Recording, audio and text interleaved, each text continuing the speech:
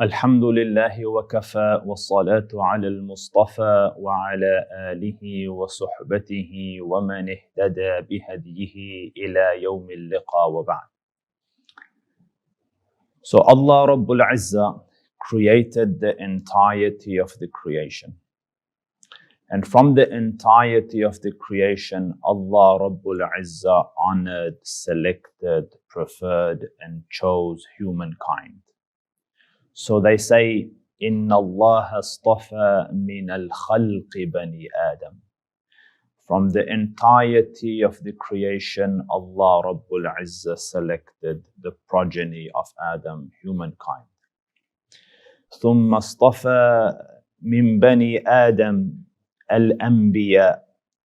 And then from the millions of humans that came and went, Allah Rabbul Izzah selected, chose, preferred, honored, exalted the prophets. And in that regard, He Azza wa Jal sent 124,000 prophets. Then from this galaxy of prophets, Allah Rabbul Izzah then chose, selected, honored, preferred, exalted the Rusul, the messengers, who were prophets, but with a book or a new Sharia. Then from amidst these select individuals, the Rusul, Allah Rabbul Izzah selected 5 as the greats amidst the messengers. And chronologically they are Nuh, Ibrahim, Musa, Isa, and Muhammad sallallahu alayhim ajma'in. 5 men, the like of which the world has never seen nor will ever see. Imagine amidst them is Isa, Jesus, who would get a lump of clay, make it into the shape of a bird and blow on it, and it would fly away. He would go to the dead and summon it, rise, and the dead would rise by the permission of Allah Rabbul Izzah. One that spoke in the cradle, Isa alayhi salam. And amidst them is Musa, the Kalim of Allah, the Prophet given the distinction to have an exclusive, direct communication with his Lord without any interpreter or medium in between. And yet from these exceptional men, extraordinary men, when Allah Rabbul Izzah chose a friend, He Azza wa Jal chose Ibrahim and Muhammad as friends. So today I want to talk to you about the friend of Allah Rabbul Izzah, the friend of the Dhul Arsh al-Majid and Fa'alul lima yurid, Ibrahim alayhi salam. And Ibrahim alayhi salam is mentioned in the Quran many times. And in the 73 places that Allah Rabbul Izzah talks about this friend of His, anytime you read it, you can't help but notice that there is a special affection, a special love and relationship between the Creator and this Ibrahim alayhi salam. And it's no secret why. Allah Rabbul Izzah says, وَإِذِ ابْتَلَى إِبْرَاهِيمَ رَبُّهُ بِكَلِمَاتٍ فَأَتَمَّهُنْ. Anytime Allah Rabbul Izzah chose to test, try Ibrahim with certain tasks and certain missions and certain goals, Ibrahim always perfected and excelled in all the tests. And the tests of this Ibrahim didn't start, when he was in his 30s or 40s. His test started at a very tender young age. So Allah Rabbul Izzah says, وَلَقَدْ آتَيْنَا إِبْرَاهِيمَ رُشْدَهُ مِنْ قَبْلِ وَكُنَّا بِهِ عَالِمِينَ. We gave Ibrahim advancement of thought and logic, depth of understanding, clarity of belief at a very young age, and we were ever aware of him. So can you imagine this child, Ibrahim, infant, opening his eyes into this world, being born and surrounded by pagan disbelief? You know, idol worship, image worship, superstitions, and so on. And yet he is a visionary amidst the ordinary, a man that can see when the rest are blind, a genius amidst simple men. So he can see the faults and flaws in this very early on, and scholars say at the age of 6 and 7 he had already grown disdain for the idols. So he used to ask his dad, and to make matters worse, his dad was a fashioner of idols, like the family business was to make idols and sell idols. So in this household, Ibrahim starts to look at these idols and questions their validity.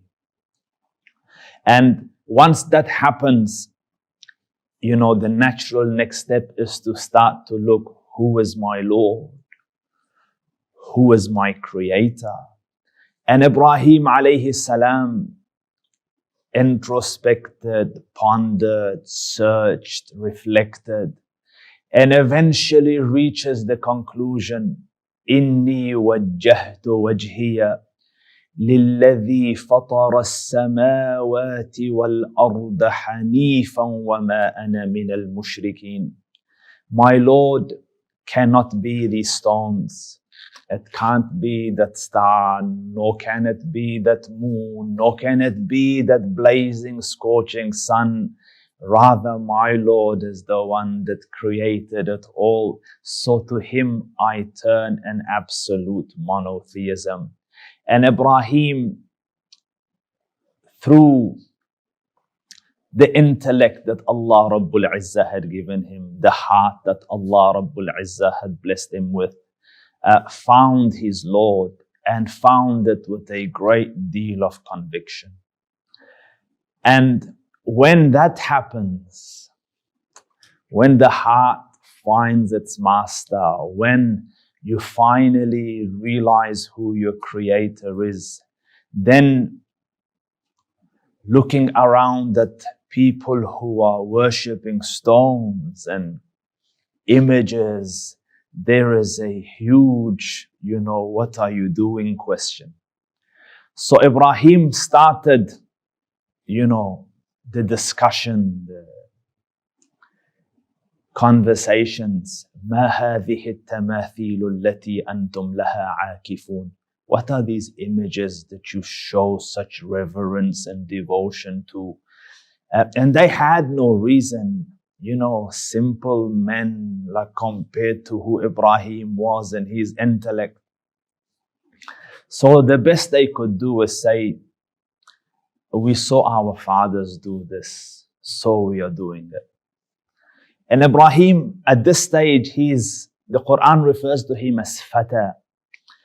So at this stage, Ibrahim alayhi salam, in that relative youth, makes this proclamation, لَقَدْ كُنْتُمْ أَنْتُمْ وَآبَاؤُكُمْ فِي ضَلَالٍ مُبِينٍ. Verily you are yourselves and your fathers before you in manifest error. You were wrong, your forefathers were wrong. And friction starts to build and frustration in Ibrahim to make the point that, listen, a stone that you fashioned with your own hand cannot be something that has created you and rules you and manages you and nourishes you and cherishes you, and something that you need to revere and be devoted to, and whose wrath you need to fear and whose pleasure you need to seek. So Ibrahim alayhi salam, thinking of ways to get this point to their heads, eventually came up with a plan. And the plan unfolded like this. So there was a day amidst the people of his time where they would have a festivity, a festival, and everyone would leave the town and go to the outskirts, and there they would have their festivities. And so I can imagine the excitement as people are getting ready and prepared, and they come to Ibrahim, let's go. So Ibrahim says, Inni saqim, I am unwell, I am sick. So they left, and in the whole of the town, it's just Ibrahim left. So when everyone had left, Ibrahim alayhi salam went to the temple where the idols are stacked, where the idols are displayed. And idols are usually designed in a way to have some kind of a psychological effect on the masses. So I can imagine it, big idols, small idols, different looks, different themes.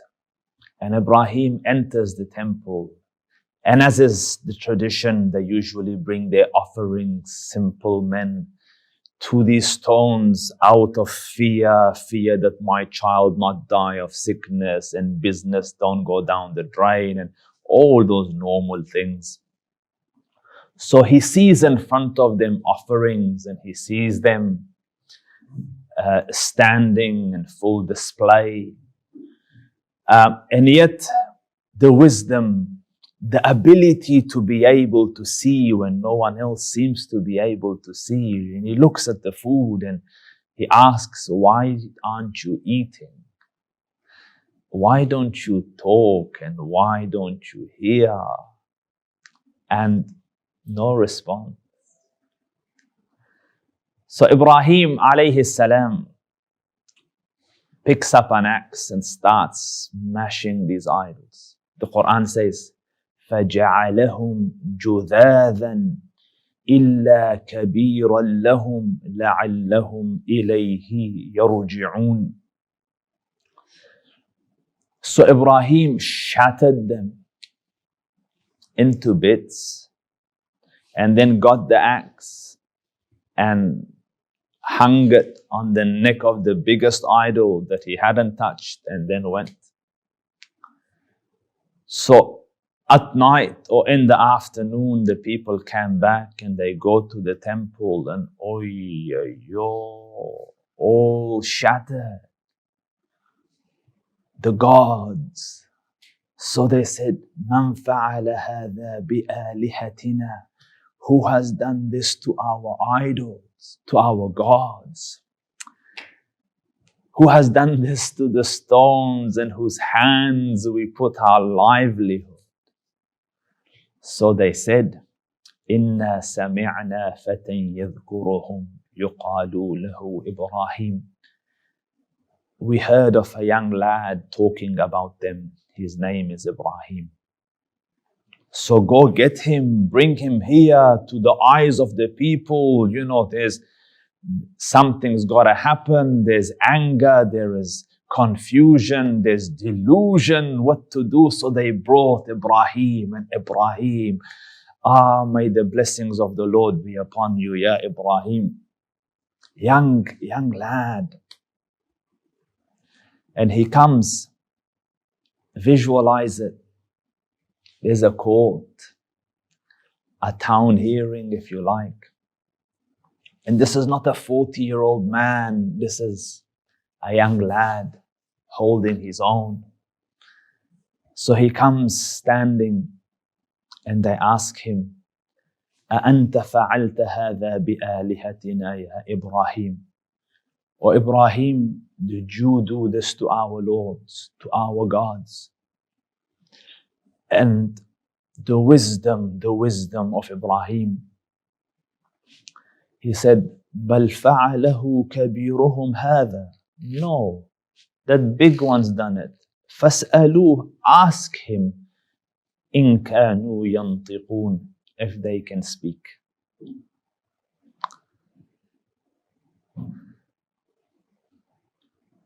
You see, I am in education and I deal with young people, and wisdom, intellect, logic, so penetrating that leaves you dumbfounded. Like this logic of Ibrahim. Says, no, that one did it. The axe is on his neck. His competition is all gone and broken. So he's done it. But then ask him if he can speak. Now all of a sudden the realization sinks in. And they turn to themselves. And they say introspectively, because Allah knows what the heart says. Allah knows what man whispers to himself in the depths of his souls. So Allah narrates that side to us as well. So He says, they said to themselves, you are the wrongdoers. You are oppressors. Like you've oppressed yourselves and the people with these fake beliefs. But prejudices die hard and they have to save face. So they say, لَقَدْ عَلِمْتَ مَا هَؤُلَاءِ يَنْطِقُونَ. Ibrahim, you know they can't speak. What a confession to come out in court to say, our gods can't speak. Like, what type of God can be associated with the word can't? You know, my God can't speak. That khalas, Habibi, you're better than him, you can speak. So Ibrahim says, Uffil lakum walima ta'buduna min dunillah. Woe be unto you. Then why do you worship them instead of the Creator? Why do you worship them instead of Allah Rabbul Izzah? So to save face and to satisfy their egos and to continue in the blindness in which they found themselves. So they said, قَالُوا حَرِّقُوهُ, burn him. وَانْصُرُوا آلِهَتَكُمْ, and support your idols and your deities and the broken gods. So they started collecting firewood and fuel. And they amassed a whole huge pile, so that they could make an example of Ibrahim and satisfy the pains of their hearts, far away from logic. And the scholars of tafsir say they created a semi-hill and they put trenches under it so that air can flow, and the rest of the engineering requirements for a big fire. And then they burnt this fire and blazing so hot that if a bird flew over it, it would be dead and baked and down and gone. So fire like that, you can't come near because fire radiates in all directions. So heat, you can't walk near it. So they brought a catapult to chuck Ibrahim into the fire. And the young lad is sitting on the catapult, tied to be thrown into the depths of this hill. Fire scorching, can't come near it. There, Ibrahim alayhi salam, some narrations say Jibreel comes to him. Says, Ibrahim, do you need my help? The angel Jibreel. So he says, Hasbi Allahu wa ni'mal wakeel. My Lord is enough for me, the best disposer of my affairs. So the catapult got released and Ibrahim is going. And all the while, the sovereign master of creation watches, aware of everything. So Allah Rabbul Izzah mid-flight commands to the fire, Ya nar, O fire, Kuni barda, become cool. Yet coolness would have frozen Ibrahim, because the Lord commands, become cool, you will become cold. So Allah Rabbul Izzah puts a conditional clause for the safety of Ibrahim. وَسَلَامٌ عَلَى Ibrahim, and become an abode of peace for Ibrahim. So Ibrahim landed in the fire, stayed in the fire subsided. Ibrahim eventually walked out, and the hair on his head isn't burnt. And he lived a good long life. And they asked him in the latter days of his life, they said, Ibrahim, what was the best days of your life? He said, when I was in the fire. Because there Allah Rabbul Izzah had commanded it to be an abode of peace. So the peace and serenity that Ibrahim felt there hadn't felt anywhere outside of there. And then obviously when he comes out unscathed, the news of this goes far and wide, like a young lad broke all the idols. They burnt him, walked out. So the king summoned him. And young lad. So he went to the court of the king. And you see on TV the pomp and ceremony of the courts of kings. So Ibrahim entered the court of the king.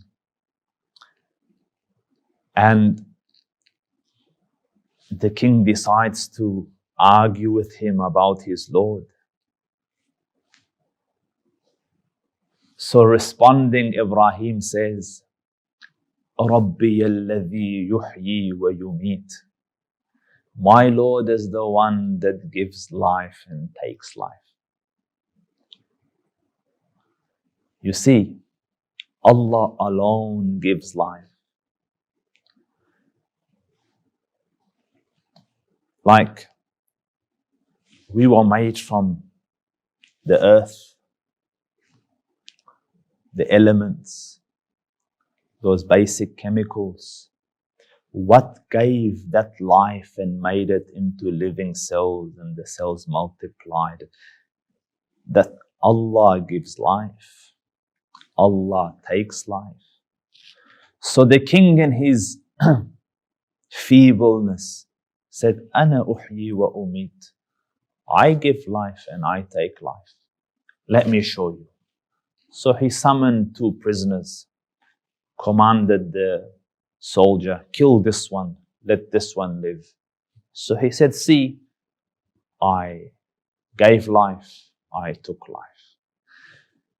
And obviously, it's silly demonstration of understanding, because you didn't give life to him, you just decided to execute this one. His life was given by someone else.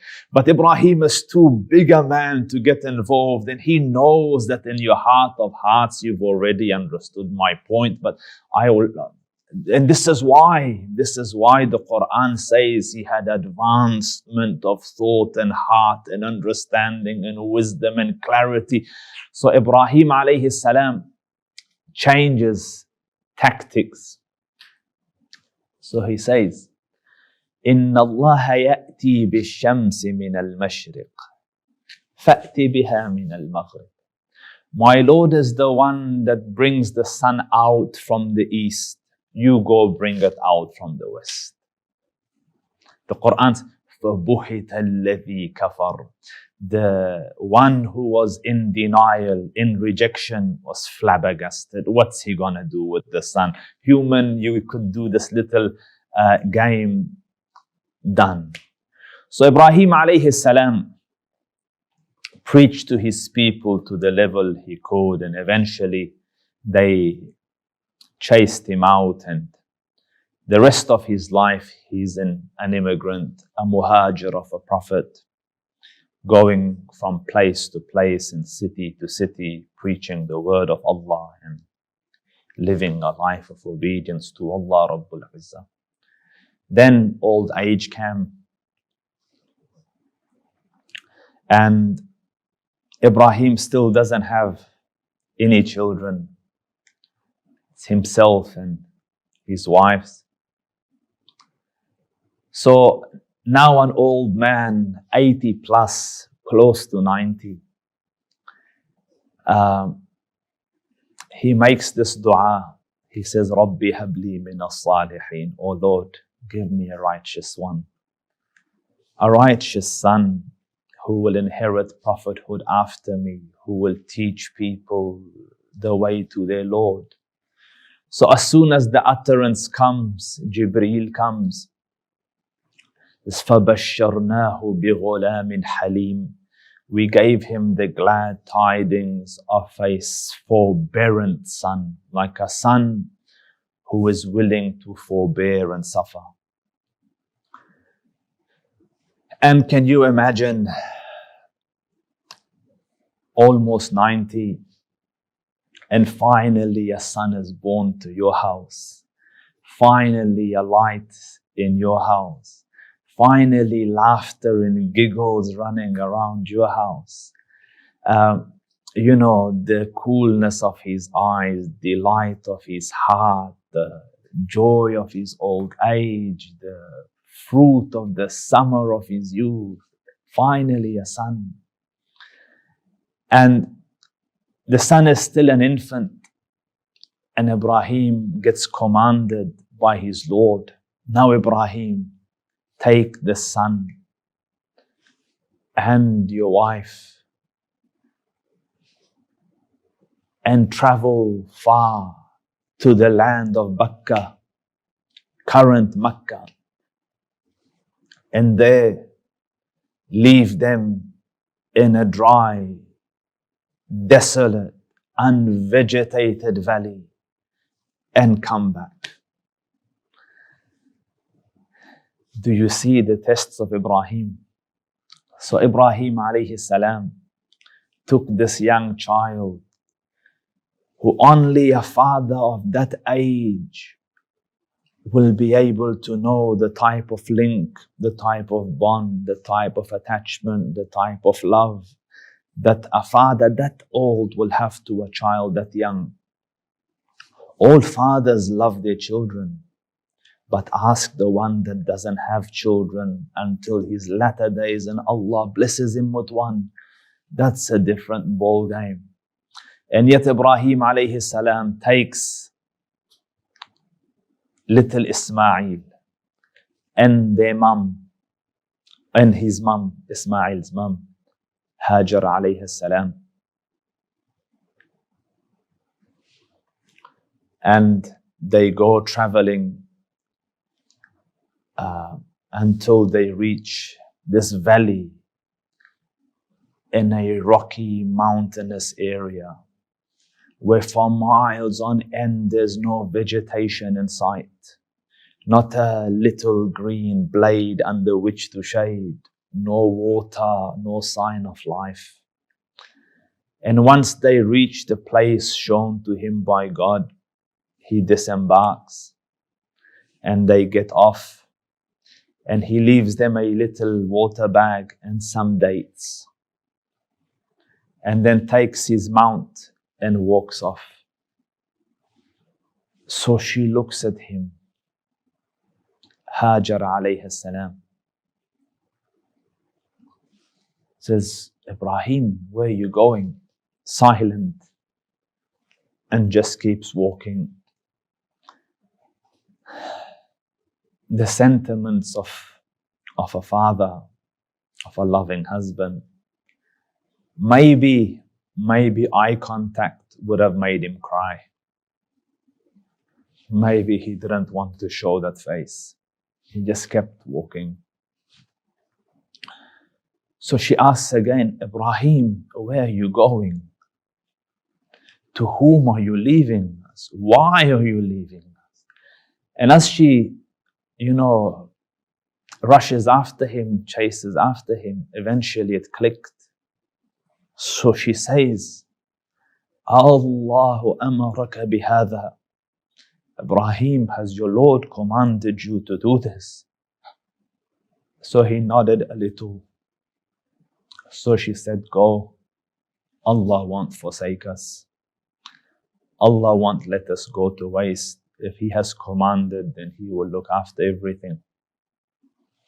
So Ibrahim rode out a little until he was out of sight, and then stopped and turned towards the heavens with this dua: رَبَّنَا إِنِّي أَسْكَنْتُ مِنْ ذُرِّيَّتِي بِوَادٍ غَيْرِ ذِي زَرْعٍ عِنْدَ بَيْتِكَ الْمُحَرَّمِ. O Lord, I have left my progeny in an unvegetated valley where there is no vegetation in sight for miles on end, no drop of water, no sign of life. I have left them there so that they can establish prayer in this section of the world. O Lord, so turn the hearts of men towards them. So he went. And there, little Ismail, the water runs out pretty quick. And this few dates they had ran out. And panic settles in. And the young mum sees the child cry, and there's nothing to give him. The heat has dried up her own milk. And she runs up towards the mount there, Safa, looking for some sign of life, looking for a bit of water, looking for help. And then she'd run back and up the mountain Marwa, looking for some water, some life, some food, some help, someone.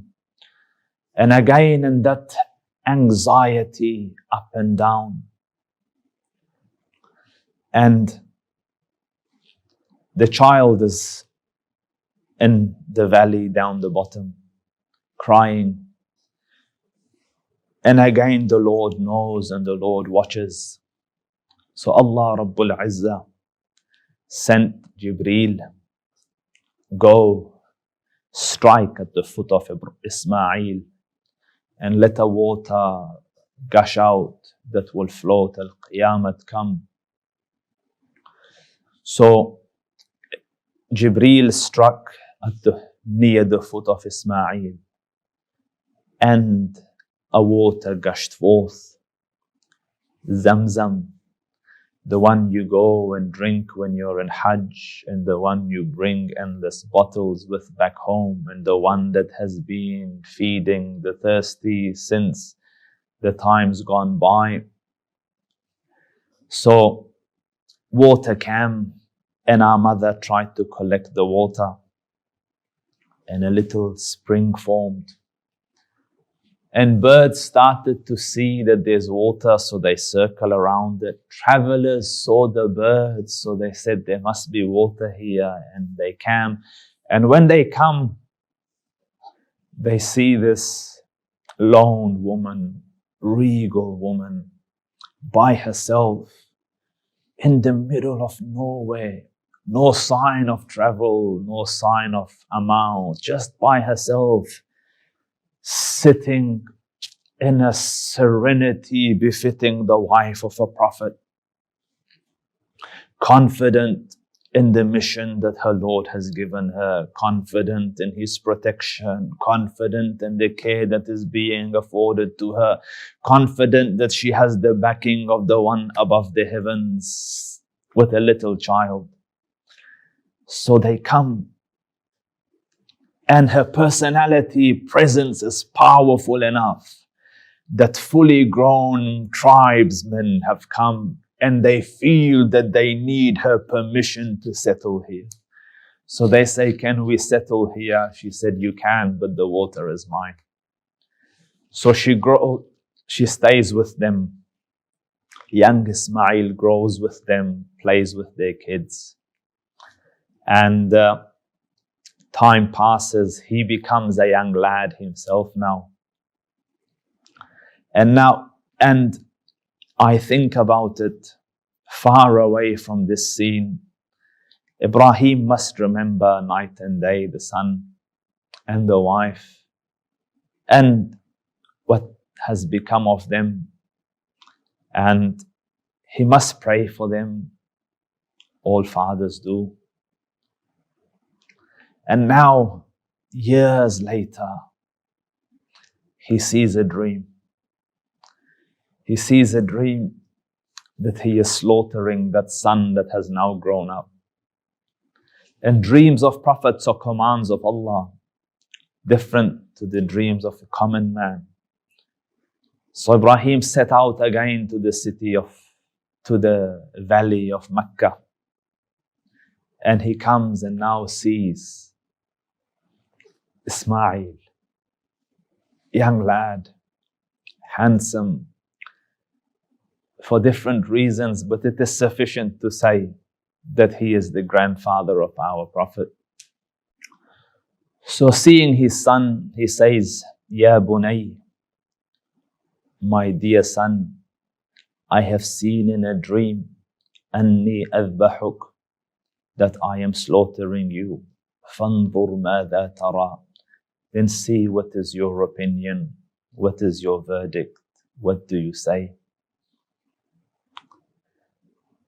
This is a son he hasn't seen for years. This is a son who hasn't seen this father since the days of infancy. And yet his response is phenomenal. He says, Ya abati fa'al ma tu'mar, my dear father, do as you have been commanded. Satajiduni, you will find me, insha'Allah, by the will of Allah, min as-sabirin, from those who will be patient.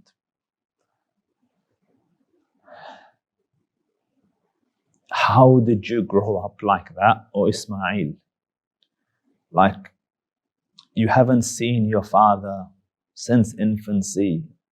Who taught you devotion like this? Who taught you obedience like this? Who taught you faithfulness like this? Who taught you piety like this? That single mother that he grew up with. Dear ones, I talk about the power of a mother. Here you see it, the power of a mother. He could have been brought up a bitter child. Your father forsook you, your father left you. He could have become a very vindictive child. But instead, she brings him up to be this. And had he been anything less, we wouldn't have known about him in history. And today we boast and rejoice in him being the ancestor of our Prophet. And in that way we make our chain to him. Ismail alayhi salam. So Ibrahim takes and look at the test of a father. Which father can sacrifice a son? So he takes the young lad and knife in hand to go fulfill the command of the Lord. And when he reaches the place where he intends to sacrifice him, Ismail says, Father, put my face on the floor, like, so that you don't see the expressions on my face when you pull the knife, lest your hand tarry out of a fatherly love and the command of the Lord be delayed. So the Quran says, فَلَمَّا أَسْلَمَا, when they had both surrendered to the command of the Lord and had faced him towards the ground, as in his forehead was on the ground, and knife in hand, and he wants to pull, نَادَيْنَاهُ, we called out to him, أَيْ يَا إِبْرَاهِيمُ, that, O Ibrahim, قَدْ صَدَّقْتَ الرُّؤْيَا, you have fulfilled your dream, you have passed the test. Allah doesn't want the blood of your child. We were testing the piety of your heart. And they sent him, وَفَدَيْنَاهُ بِذِبْحٍ عَظِيمٍ, and instead of your son, sacrifice this ram instead. And that is the tradition that is left for us. Every Eid al-Adha, we sacrifice in following the footsteps of our father Ibrahim alayhi salam. So Ibrahim alayhi salam, the man who was kicked out of his own city, the man that was thrown in the fire and alienated by his own family, now has his son, and Allah will give him another son, Ishaq, and both of these will come great nations, and each one sees it as an honor and a privilege and a great prestige that our forefathers can be traced back to Ibrahim, the friend of Allah. There are many, many lessons to learn. But dear ones, a lot of times we get disenfranchised by society because of what we believe in. And at times a son turns to righteousness and parents might find it difficult to accept, and you feel, alienated, alone, segregated, separated from family. But bear it as Ibrahim did, with goodness and with kindness and with piety, and Allah Rabbul Izzah won't let you go to waste. So this is the story, or some parts of the story, of our father Ibrahim. May Allah Rabbul Izzah resurrect us with the Prophet and with Ibrahim alayhi salam. May He give us the joy of laying eyes on them.